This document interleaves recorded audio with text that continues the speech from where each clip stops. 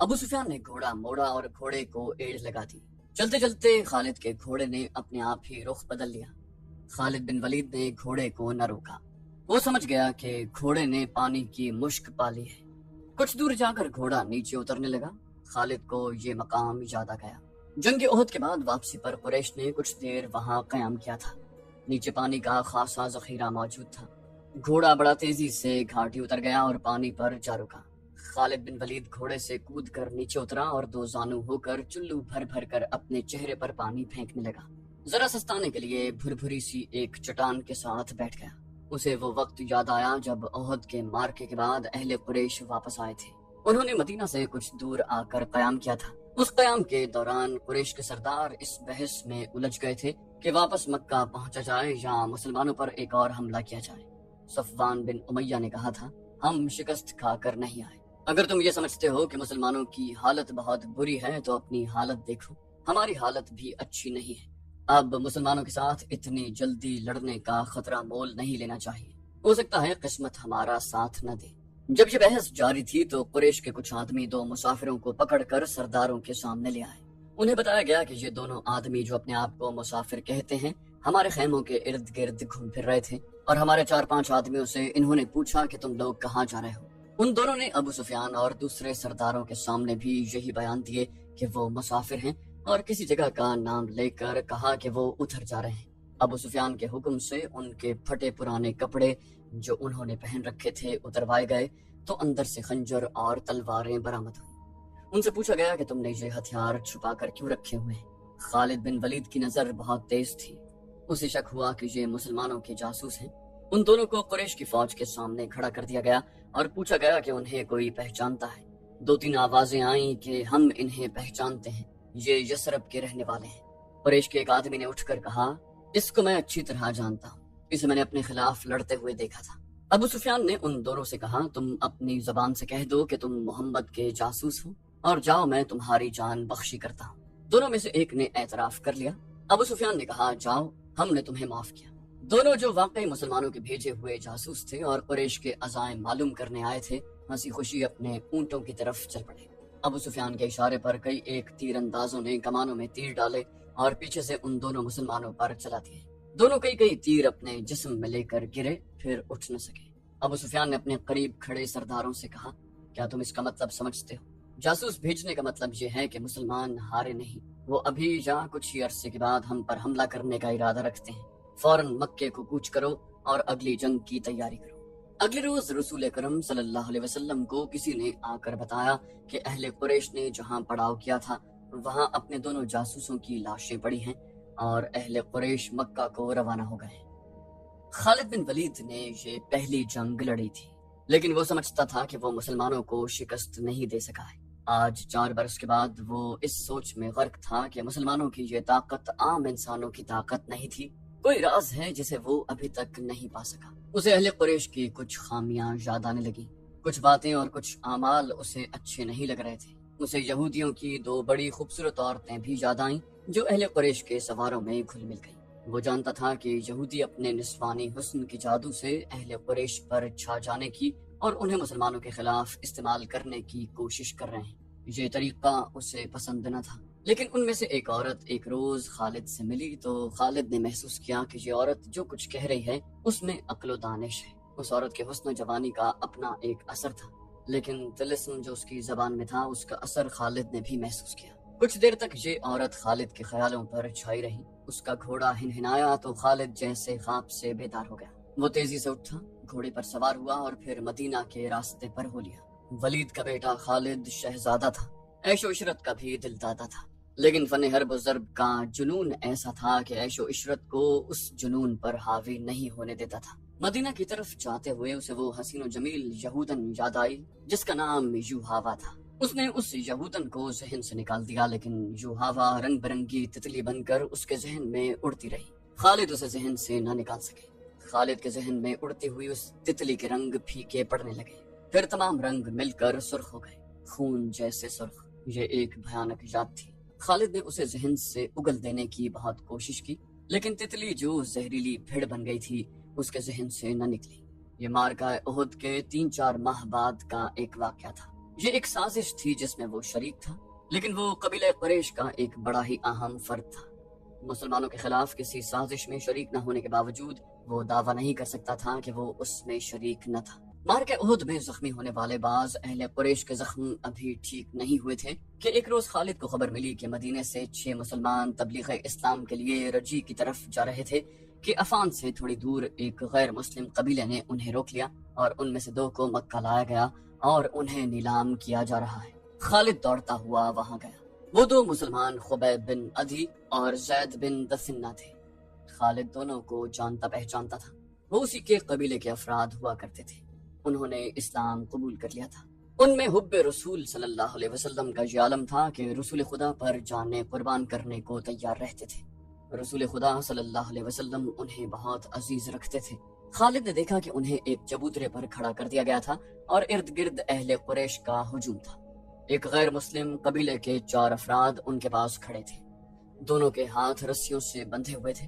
ایک آدمی چبوترے پر کھڑا اعلان کر رہا تھا، یہ دونوں مسلمان ہیں، یہ دونوں احد میں تمہارے خلاف لڑے تھے، ان کے ہاتھوں تمہارے عزیز اور خون کے رشتہ دار مارے گئے تھے۔ ہے کوئی جو انتقام کی آگ بجھانا چاہتا ہے؟ انہیں خریدو، انہیں اپنے ہاتھوں سے قتل کرو اور خون کے بدلے خون بہاؤ۔ یہ آدمی سب سے اونچی بولی دینے والے کو ملیں گے۔ ایک آواز آئی، 2 گھوڑے، بولو، بڑھ کر بولو۔ 2 گھوڑے، 1 اونٹ۔ ایک اور آواز آئی، بولی لگانے والا بولا، گھوڑوں اور اونٹوں کو چھوڑو، سونے میں بولی دو، سونا لاؤ، دشمن کے خون سے انتقام کی پیاس بجھاؤ۔ وہ لوگ جن کے قریبی رشتہ دار احد کی لڑائی میں مارے گئے تھے بڑھ چڑھ کر بولی دے رہے تھے۔ خبیب رضی اللہ عنہ اور زید رضی اللہ عنہ چپ چاپ کھڑے تھے۔ ان کے چہروں پر خوف نہ تھا، گھبراہٹ نہیں تھی، ہلکی سی بے چینی بھی نہیں تھی۔ خالد ہجوم کو چیرتا ہوا آگے چلا گیا۔ خبیب رضی اللہ عنہ نے خالد کو دیکھ کر بڑی بلند آواز سے کہا، او قریش کے سردار کے جنگجو بیٹے، تیرا قبیلہ ہم دونوں کا خون بہا کر اس مقدس آواز کو خاموش نہیں کر سکتا جو غار ہرا سے اٹھی ہے۔ لا اپنے قبیلے کا کوئی نامور لڑاکا اور میرے ہاتھ کھلوا دے، پھر دیکھ کون کس کے خون سے پیاس بجھاتا ہے۔ زید رضی اللہ عنہ نے گرجدار آواز میں کہا، میدان جنگ میں پیٹھ دکھانے والوں، تم نے شکست کا انتقام ہمارے بھائیوں کی لاشوں سے لیا۔ تمہاری عورتوں نے احد کے میدان میں ہماری لاشوں کے کان اور ناکے کاٹ کر ان کے ہار اپنے گلوں میں لٹکائے۔ آج 4 برس کے بعد مدینے کی طرف جاتے ہوئے خالد بن ولید کو خبیب اور زید رضی اللہ عنہ کی للکار اور تانے صاف سنائی دے رہے تھے۔ وہ زید رضی اللہ عنہ کے تانے کو برداشت نہیں کر سکا تھا۔ آج 4 برس کے بعد اسے یہ تانا یاد آیا تو بھی اس کے جسم نے جھرجھری لی۔ اسے احد کے میدان کا وہ منظر یاد آیا جب ابو سفیان کی بیوی ہند نے حمزہ رضی اللہ عنہ کی لاش کا کلیجہ نکال کر اپنے منہ میں ڈال لیا اور پھر چبا کر اگل دیا۔ اسی عورت نے اپنے ساتھ کی عورتوں سے کہا تھا کہ وہ مسلمانوں کی لاشوں کے کان اور ناکیں کاٹ لائیں۔ ان عورتوں نے اس کے آگے کانوں اور ناکوں کا ڈھیر لگا دیا تھا۔ ہند نے ان کانوں اور ناکوں کا ہار بنایا اور اپنے گلے میں ڈال لیا، اور وہ پاگلوں کی طرح میدان میں ایک گیت گاتی اور ناچتی پھرتی رہی۔ اس منظر کو اس کے خاوند ابو سفیان نے پسند نہیں کیا تھا۔ خالد نے تو نفرت سے منہ پھیر لیا۔ 3-4 ماہ بعد 2 مسلمان جن کے ہاتھ رسیوں سے بندھے ہوئے تھے اسے تانے دے رہے تھے۔ وہ اچھے طریقے سے انتقام لینے والا آدمی نہیں تھا۔ وہ یہاں سے کھسک آیا اور اہل قریش کے ہجوم میں گم ہو گیا۔ اسے اس قبیلے کا ایک آدمی مل گیا جو ان 2 مسلمانوں کو پکڑ لایا تھا۔ کسی بھی تاریخ میں اس قبیلے کا نام نہیں ہے۔ مورخوں نے بھی حشام کے حوالے سے ایک جنگجو قبیلہ لکھا ہے جو قریش کا اتحادی تھا۔ خالد نے اس جنگجو قبیلے کے اس آدمی سے پوچھا کہ ان 2 مسلمانوں کو کس طرح پکڑا گیا۔ اس آدمی نے کہا، خدا کی قسم، کہو تو ہم ان مسلمانوں کے رسول کو پکڑ لائیں اور نیلامی کے لیے چبوترے پر کھڑا کر دیں۔ خالد نے کہا، تم جو کام نہیں کر سکتے اس کی قسم نہ کھاؤ، مجھے بتاؤ کہ ان دونوں کو کہاں سے پکڑا گیا ہے۔ اس شخص نے جواب دیا، یہ 6 تھے، ہم نے احد میں مارے جانے والوں کا انتقام لیا ہے، آئندہ بھی ایسے ہی انتقام لیتے رہیں گے۔ ہمارے قبیلے کے کچھ آدمی مدینے میں محمد کے پاس گئے اور کہا کہ وہ اسلام قبول کرنے آئے ہیں۔ انہوں نے یہ بھی کہا کہ ان کا پورا قبیلہ اسلام قبول کرنے کا ارادہ کر چکا ہے، لیکن پورا قبیلہ مدینہ نہیں آ سکتا۔ ہمارے ان آدمیوں نے محمد سے کہا کہ ان کے ساتھ چند ایک مسلمانوں کو ان کے قبیلے میں بھیجا جائے جو پورے قبیلے کو مسلمان کرے اور پھر قبیلے کو مذہبی تعلیم دینے کے لیے کچھ عرصہ وہاں رہیں۔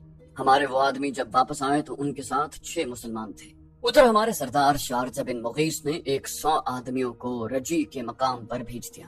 جب یہ 6 مسلمان رجی پہنچے تو ہمارے 100 آدمیوں نے انہیں گھیر لیا تم سن کر حیران ہوگے کہ یہ 6 مسلمان تلواریں نکال کر 100 آدمیوں سے مقابلے پر آ گئے۔ ہم نے 3 کو مار ڈالا اور 3 کو پکڑ لیا، ان کے ہاتھ رسیوں سے باندھ دیے۔ شارجہ بن مغیث نے حکم دیا تھا کہ مدینے سے کچھ مسلمان تمہارے دھوکے میں آ کر تمہارے ساتھ آ گئے تو ان میں سے 2-3 کو مکہ لے جانا اور انتقام لینے والوں کے ہاتھوں فروخت کر دینا۔ ہم 3 کو ادھر لا رہے تھے، راستے میں ان میں سے ایک نے رسیوں میں سے ہاتھ نکال لیے، مگر وہ بھاگا نہیں۔ وہ اتنا پھرتیلا تھا کہ اس نے ہمارے ایک آدمی کی نیام سے تلوار نکال لی، کیونکہ اسے ہم نے نہتھا کر رکھا تھا۔ اس نے بڑی تیزی سے ہمارے 2 آدمیوں کو مار ڈالا۔ اکیلا آدمی اتنے سارے آدمیوں کا مقابلہ کب تک کرتا؟ وہ مارا گیا اور ہم نے اس کے جسم کا قیمہ کر دیا۔ یہ 2 رہ گئے، ہم نے ان کے ہاتھ اور زیادہ مضبوطی سے باندھ دیے اور یہاں لے آئے۔ خالد نے اسے تنزیہ کہا، اور تم خوش ہو؟ محمد کیا کہے گا؟ اہل قریش اور ان کے دوست قبیلے اتنے بزدل ہو گئے ہیں کہ اب دھوکہ دینے اور 6 آدمیوں کو 100 سے مروانے پر اترائے ہیں۔ کیا تم نے مجھے یہ بات سناتے شرم محسوس نہیں کی؟ کیا ان 100 آدمیوں نے اپنی ماؤں کو شرمسار نہیں کیا جن کا انہوں نے دودھ پیا ہے؟ اس آدمی نے کہا، تم نے میدان جنگ میں مسلمانوں کا کیا بگاڑ لیا تھا ولید کے بیٹے؟ کیا تم محمد کی طاقت کا مقابلہ کر سکتے ہو؟ بدر میں 1000 قریش 313 مسلمانوں سے مار کھائے تھے۔ احد کی لڑائی میں محمد کے پیروکار کتنی تعداد میں تھے؟ 700 سے کم ہوں گے، زیادہ نہیں۔ قریش کتنے تھے؟ ہزاروں۔ سن خالد بن ولید، محمد کے ہاتھ میں جادو ہے، جہاں جادو چلتا ہے وہاں تلوار نہیں چل سکتی۔ پھر تیری تلوار کس طرح چل گئی؟ خالد نے پوچھا، اگر محمد کے ہاتھ میں جادو ہے تو وہ تمہارے سردار شارجہ بن مغیث کے دھوکے میں کس طرح آ گیا؟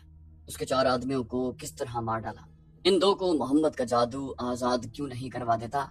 تم جس چیز کا مقابلہ کرنے کی جرت نہیں رکھتے اسے جادو کہہ دیتے ہو۔ شارجہ بن مغیث کے قبیلے کے آدمی نے کہا، ہم نے جادو کو جادو سے کاٹا ہے۔ ہمارے پاس یہودی جادوگر آئے تھے، ان کے ساتھ 3 جادوگرنیاں بھی تھیں، ان میں سے ایک کا نام یوہاوا ہے۔ ہم نے اپنی آنکھوں سے دیکھا ہے، ایک گھنی جھاڑی میں سے ایک برچھی زمین سے سرکتی ہوئی باہر آئی۔ یہ برچھی جھاڑی میں واپس چلی گئی اور سانپ بن کر واپس آئی، اور وہ سانپ پھر واپس جھاڑی میں چلا گیا۔ مدینے کی طرف جاتے ہوئے خالد کو یہ واقعہ یاد آ رہا تھا۔ وہ اسے یاد نہیں کرنا چاہتا تھا، لیکن زہریلی بھیڑوں کی طرح یہ یاد اس کے اوپر بھن بھناتی رہی۔ اسے یوہاوا یاد آئی، وہ جادوگرنی تھی یا نہیں؟ اس کے حسن میں، جسم کی ساخت، مسکراہٹ اور بولنے کے انداز میں جادو تھا۔ اس نے شارجہ بن مغیث کے اس آدمی کے منہ سے یوہاوا کا نام سنا تو وہ چونکا۔ مارکہ احد ختم ہو چکا تھا۔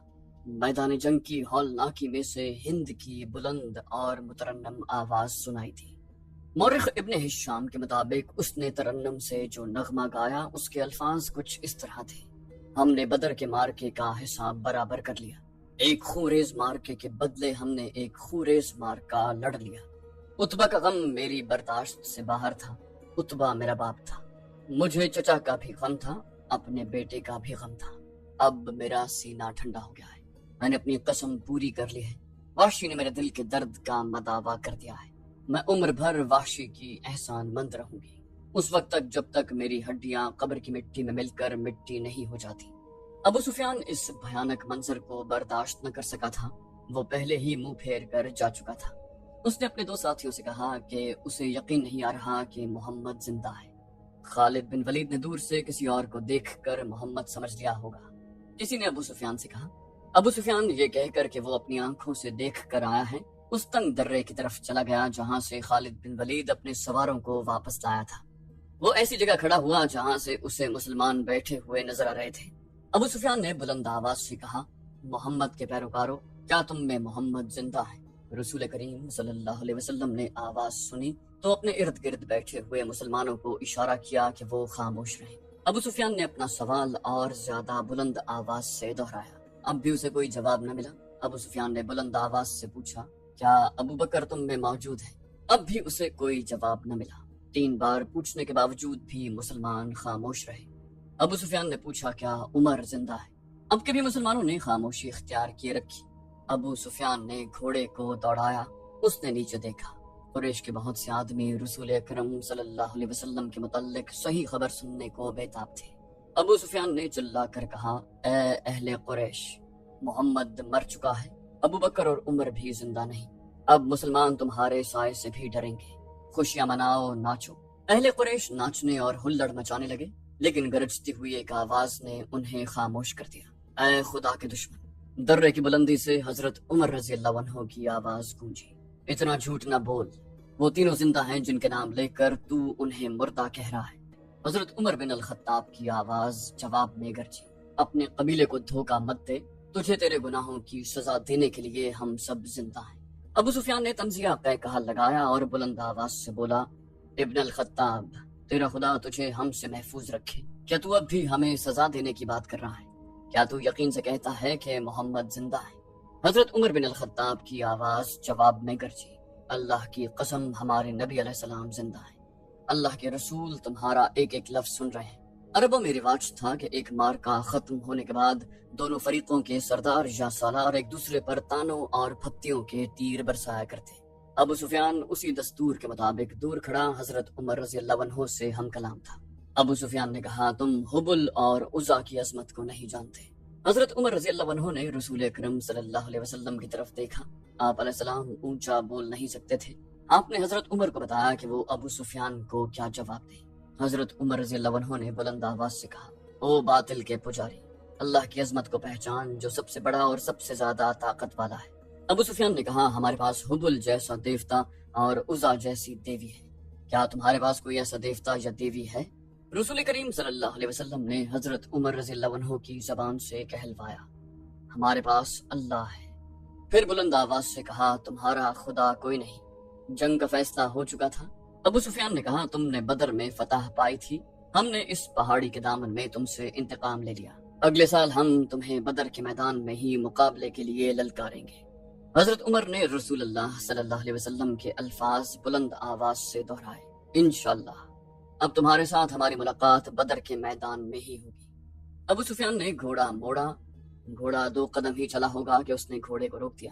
اب کے ذرا ٹھہری ہوئی آواز میں کہا، اے عمر، ابو بکر اور محمد، تم جب میدان سے اپنی لاشیں اٹھاؤ گے تو تمہیں کچھ ایسی لاشیں بھی ملیں گی جن کے اعضاء کٹے ہوئے ہوں گے اور انہیں چیرا پھاڑا گیا ہوگا۔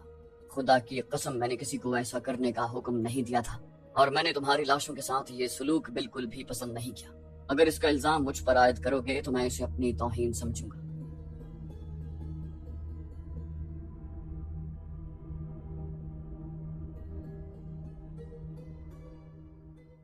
تو دوستو یہ تھی ہماری آج کی ایپیسوڈ، امید کرتے ہیں آپ کو ہماری ایپیسوڈ پسند آئی ہوگی۔ جانے سے پہلے اس ویڈیو کو لائک، شیئر اور کامنٹ کرنا مت بھولیے، اور اگر آپ ہمارے چینل پر نئے ہیں تو اسے سبسکرائب کیجیے اور بیل آئیکن پر کلک کیجیے تاکہ آپ کو تمام ویڈیوز فوراً ملتی رہیں۔ اگلی ویڈیو تک کے لیے اپنا خیال رکھیے، اللہ حافظ۔